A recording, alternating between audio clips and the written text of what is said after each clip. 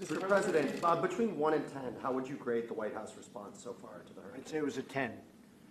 I'd say it was probably the most difficult when you talk about relief, when you talk about search, when you talk about all of the different levels, and even when you talk about lives saved. You look at the number. I mean, this was, I think it was worse than Katrina. It was, in many ways, worse than anything people have ever seen. They got hit by a Category 4, grazed, but grazed about, a big portion of the island, but it was grazed. The rest of it hit Florida, as you know. But that was bad. But then they got hit dead center. If you look at those maps by a Category 5, nobody's ever heard of a 5 hitting land. Usually by that time it's dissipated. It hit right through, and kept to a 5. It hit right through the middle of the island, right through the middle of Puerto Rico. There's never been anything like that.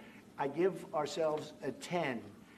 I think that locally I really think locally they have, in this gentleman, great leadership. I have to tell you, it's a tough job, but we have provided so much, so fast. We were actually there before the storm hit. We were there before the first one, before the Category 4 hit.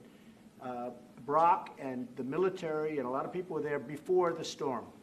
We had the Coast Guard waiting for the storm, just outside the storm, and following the storm in. Many lives saved. The Coast Guard in Texas saved 16,000 lives. The Coast Guard is incredible, the job they've done.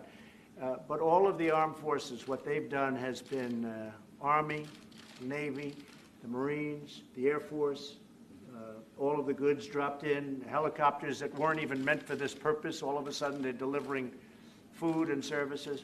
I would give it 10.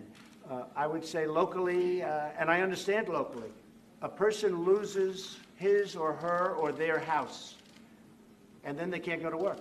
If you lose your house, it's hard to go and be a policeman for the day. You're trying to have your family, live, frankly. This is what happened. So many people. You read that they had no truck drivers in Puerto Rico. Well, they have a lot of truck drivers in Puerto Rico, but many of them lost their houses. So they had to be with their families. So we would have the military driving trucks. They're not supposed to be driving trucks. It's not even their aptitude. Some of them didn't really know how to drive trucks, but they learned very quickly. They're smart. But we had the military, in many cases, driving trucks because it's not the people's fault. They lost their house. They were devastated. And I think we did a fantastic job. And